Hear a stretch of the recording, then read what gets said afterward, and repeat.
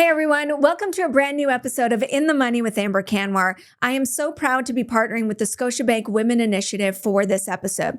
Now, if you're not familiar with the initiative, they help women to grow their business, advance their careers, and invest in their futures. And through this partnership, I'm going to be interviewing some of the most influential women at Scotia. But we're going to be doing the same thing we do in all our episodes, which is looking for investment ideas and helping you make money. In this episode, I had a chance to speak with Swanzy Quarshie. She's a managing director of equities at Scotia Wealth Management, and we talked about the best way to think about investing in AI. So let's get into it.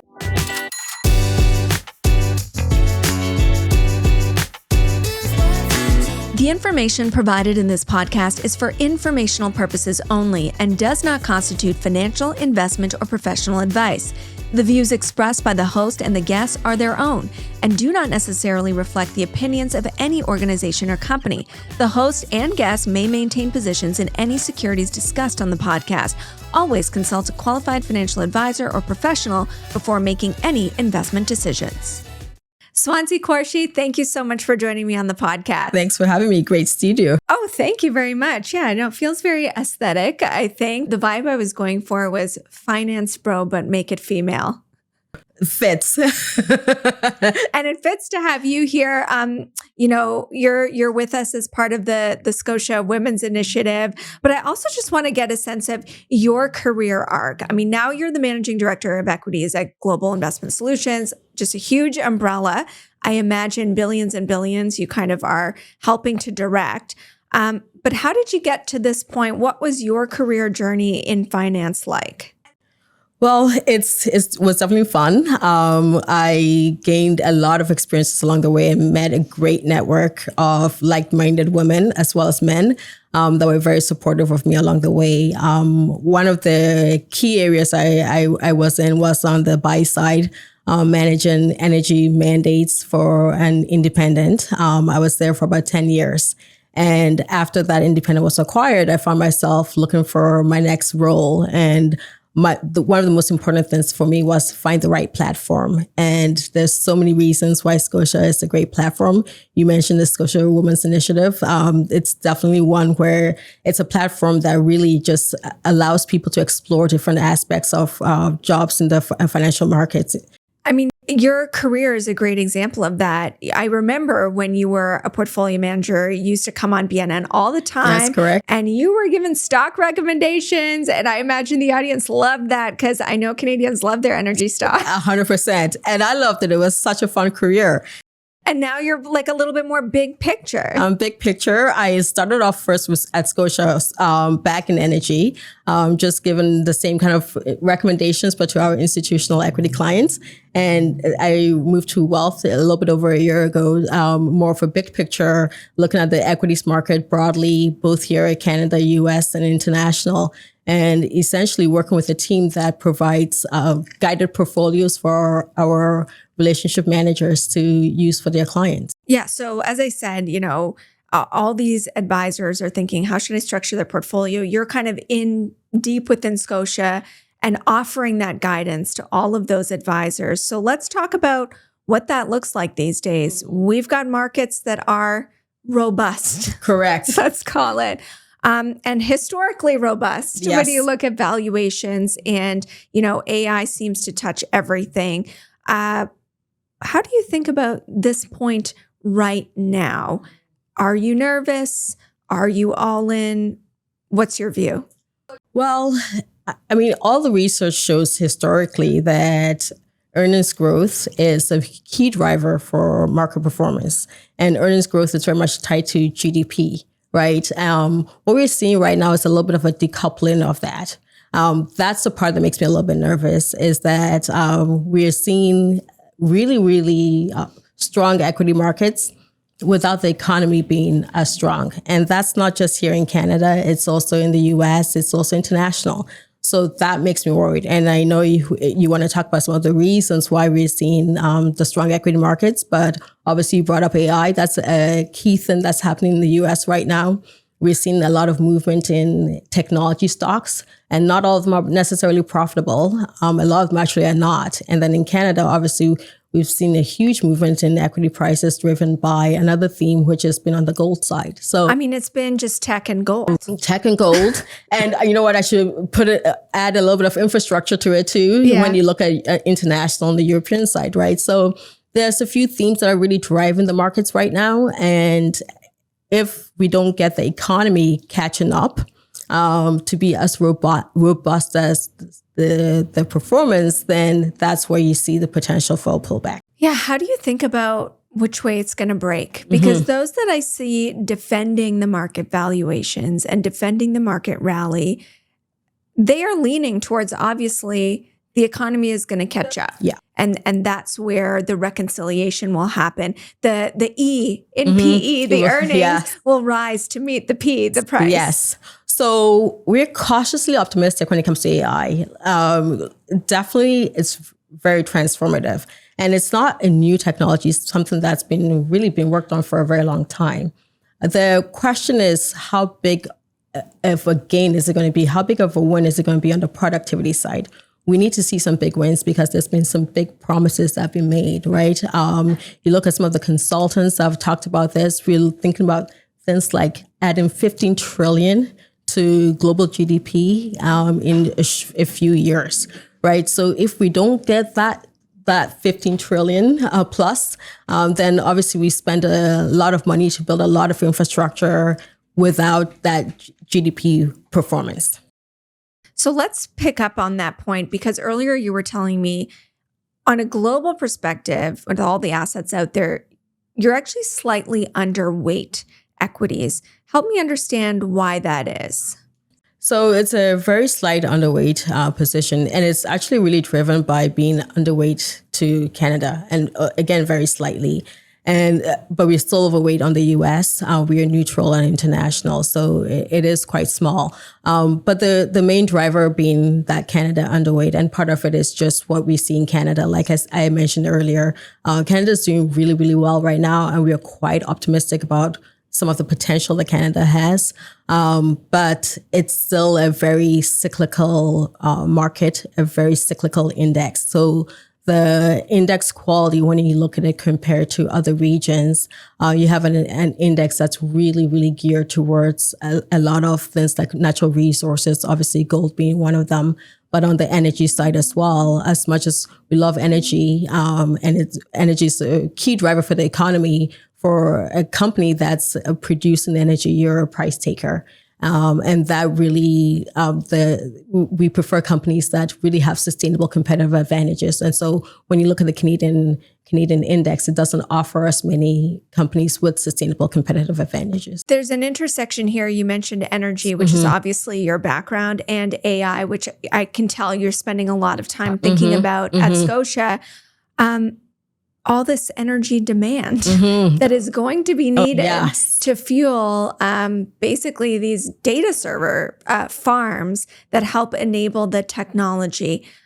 Help me understand I'd love to know your perspective. Like, how do you think about how much energy is going to be needed and where that's reflected and where it's not reflected in the markets? So this is where Canada has some advantages, right? AI needs a lot of energy. It needs power and it needs water. And so that's where Canada has a ton of abundance. But it's interesting because the companies are really a lot more ambitious than what we can actually sustainably produce or provide in terms of natural resources, right? Meaning the hyperscalers are more ambitious than what we can provide. Exactly. So our partners at Scotiabank Global Banking and Markets wrote an amazing report on the data center needs, and their title of the report was "The Math Ain't Mathin'," and it's very true. Like you look at, I think it was Eric Schmidt that said to Congress that we're going to go from a situation where AI, the data centers only rely on are 3% of the power demand in the U.S. to 99% eventually. Oh my God. Right. So that means where does the power come from? So that's where there are limits there, but that's where it's great for energy producers eventually, because they have to supply that power. Now, when I say energy producers, I'm not talking necessarily about the crude oil producers. but it's natural gas power that's going to be really the driving force to bridge us for that power demand that these data centers need, and they are extremely power hungry. I mean, that's going to cause some distortions as well. And I know a lot of people are talking about it as well. Like, am I going to be fighting with Meta, Yes. for to power my house? And then who can pay the higher bill? Obviously, it'll be Meta, right? Like, is this going to lead to worldwide increase in electricity prices? That's not good for society either. Yes, there's definitely. So the interesting thing about AI is that I think a lot of people forget that AI is also, it's really intensive on everything that we rely on. It's intensive on water, it's intensive on power. So there is going to be an element of competition that we're seeing right now, but the hyperscalers are also working on ways to work around this. The question is, can they do it fast enough? Because they're really growing very, very fast in terms of their infrastructure build outs. But can the power get there fast enough? And this, I guess, all hinges on, like, because this stuff isn't even built, right? This is all promise to build, and then we'll see what the demand is. So you have to see what the demand is. Yes. Like, maybe it's not at the scale of the investment. Right. And that's a big question. That's where the concerns about, is this a bubble, comes in, right? Because if the adoption and the integration of AI does not happen to the extent that we're planning and building out infrastructure for, then we are going to have some stranded assets. The great thing is that a lot of this build out right now is happening with companies that really have a lot of capital, right? So they're not the money losing tech companies. They're not exactly. They're not spending out of cash. They're spending out of cash, but they are also leaning on the debt markets. So that part is true. But they are legitimate companies with legitimate businesses, with legitimate cash flow. So we feel a little bit more confident about that. The question is, what does AI productivity gains actually look like, and how much of the economy is going to truly adopt AI into the economy? Is there a sense now to get like an early read on what that could look like? Like, how do you think it's going to break? Well, there's certainly some aspects of the economy that we're already seeing some AI type gains from, where you look at, especially companies in the financial services world, for example, it's really right now it's AI integration. So any part of the economy that's really intensive on data and lots of replication, that's where you can use AI a lot for advantage for those kind of those parts of the business, right? So it really does have some benefits that we're seeing right now. But in terms of actually economic expansion, there's two forms that AI can help us, right? It can increase economic activity. It can improve the just growth that way by increasing revenues for a company, or you can cut costs. So on both sides, we're starting to see especially on the financial services side, companies really talk about how they're integrating AI to help on both fronts. So the potential is definitely there. We just need to see it in more aspects of the economy. I mean, a lot of people can argue. They can argue themselves into this investment. They can argue themselves out of this investment. Yes. Like, either we just don't know, to your point. Yes. I mean, you're overseeing this stuff, you're studying it. And even you are saying, like, we just don't know. We don't know. How is it going to break? Because it could have such huge potential, do you have any choice but to be invested in particularly the stock market? So there's many parts of the value chain. So there's a lot of different ways to participate in AI without, I guess, going after the most aggressive, low quality companies. And that's how we tend to think about it. But I think longer term, there's definitely a reason for people to be invested in the equity markets especially. And that's because whether AI lives up to all the promises that have been made so far or not, we do know that AI integration is real and will continue. Now, we might have overbuilt to some degree if it doesn't really materialize in exactly the way we think it will.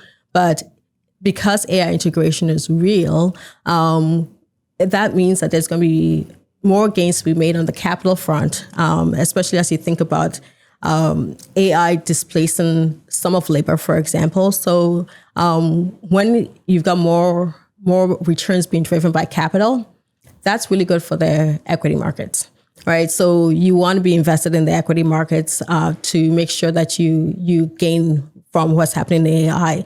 And for me, I'm not even necessarily concerned about being in the companies that are directly exposed to AI today, because the only way that AI is going to really benefit the economy is if the rest of the sectors in the index are benefiting from AI. And without that, then AI doesn't work. It also has to be cheaper, don't you think? Like, it can't just remain this super expensive thing. Otherwise, it will be hard to scale. 100%. And my concerns on the scalability of it is not even on just necessarily cost, but part of the cost is driven by the finite resources that we rely on, right? So the scalability of it really is the key concern is just how energy intensive it is. So if we can find ways around the energy intensity, I think we could get to a point where it becomes more scalable and cheaper. And as I mentioned, that their hyperscalers are thinking about some of this stuff, right? One of the reasons why they are attracted to Canada, for example, is because of our cooler climate. And that cooler climate allows them to cool their data centers with outside air versus just with air conditioning, which is really power intensive. So all of that, those kind of moves that they're making makes it a little bit less reliant on water, less water intensive. I think these things will help to make it cheaper in the long run, but we have to get there. I mean, the country has to get there too. Like, how can Canada position itself to take advantage of this? I mean, it's not enough that a Canadian is the godfather of AI and Jeffrey Hinton. Yeah. All of those economics generally are flowing south of the border. Like, how do we get it back? Yes. So it's interesting because I mentioned the index. The Canada's index is a lot different from US's index, right? And one of the things that makes Canada's index a lot different is because we have the natural resources, but we don't have as many tech companies. And all the tech companies are the ones that are really driving this right now. So Canada is really, the role that Canada is going to play is more on the natural resources side. That's what we see right now. Mm-hmm. There is an opportunity potentially for a tech hub within Canada.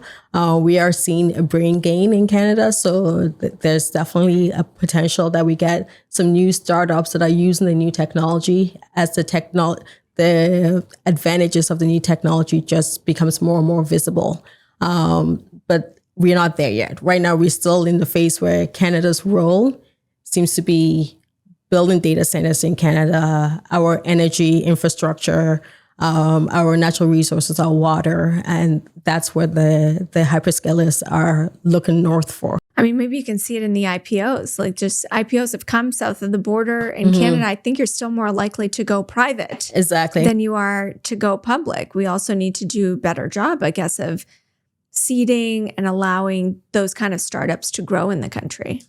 That's very true. I think for a lot of companies that go south, part of it is because that's where the capital is, right? And the great thing is that a lot of Canadians are also recognizing that there's great opportunities outside of Canada because companies outside of Canada are there for capital. So we're seeing a lot more people being interested in U.S. equities, for example, whereas historically it's been more home country bias. I mean, the thing about U.S. equities that we were saying at the beginning of the year was like, wow, they're lagging. And we were, waving our flag and saying, look, Canada's finally outperforming. And we've had many guests come on and say, this is the beginning. It's going to be a cycle of outperformance led by commodities. But honestly, the NASDAQ's up 20%. Mm-hmm. At one point, it was down in 2025. Yes, I remember. It was down that much. Yes. So it came back to put up a gain of 20%, now basically neck and neck with the Canadian markets, outperforming the European markets, which already had a bit of a head start. I think there was an excitement to see other markets other than the U.S. outperform. Yes. And just the fact that the U.S. markets have come back so much and you're so excited about AI, does that support the idea? I mean, you guys are overweight U.S. equities. Right. Does that support the idea that where are we going to see these gains first? What's the first market that this is going to hit? Correct. So I think it's not even just where we're going to see the gains first. It's also going to be the sustainability of those gains. We have a quality bias, and we want to be invested in companies that have long-term sustainable competitive advantages, right? And when you think about that, you might get a short term in some of the resource-based companies. But I was in energy long enough to know that when you get very strong markets, you tend to get a supply reaction. And that also then drives the prices to go down. The best cure for high prices is high prices, right?